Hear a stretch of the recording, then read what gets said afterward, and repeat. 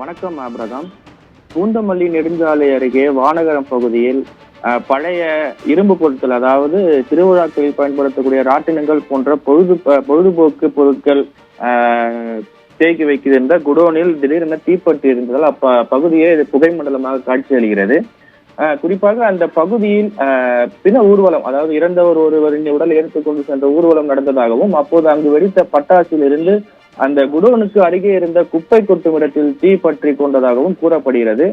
அந்த தீயானது சிறு சிறிதாக நகர்ந்து இந்த குடோனில் பற்றி கொண்டதாகவும், அப்போது அங்கு பணியிருந்த வாட்ச்மேன், பீகாரை சேர்ந்த வடமாநிலத்தை சேர்ந்த பாதுகாவலர் ஒருவர் தீயணைப்பு நிலையத்திற்கு தகவல் அளித்துள்ளார். அதன் அடிப்படையில் சம்பவத்திற்கு வந்த மதுரவாயில் தீயணைப்பு நிலைய வீரர்கள் தண்ணீரை பீச்சி அடித்து தீயை கட்டுக்குள் கொண்டு வந்தனர். மேலும் 30 நிமிட போராட்டத்திற்கு பிறகு இந்த தீயானது முழுமையாக கட்டுக்குள் கொண்டு வரப்பட்டுள்ள நிலையில் திருவேற்காடு போலீசார் சம்பவ இடத்திற்கு சென்று தீவிரமாக விசாரணை மேற்கொண்டு வருகின்றனர். ஆபிரகாம்.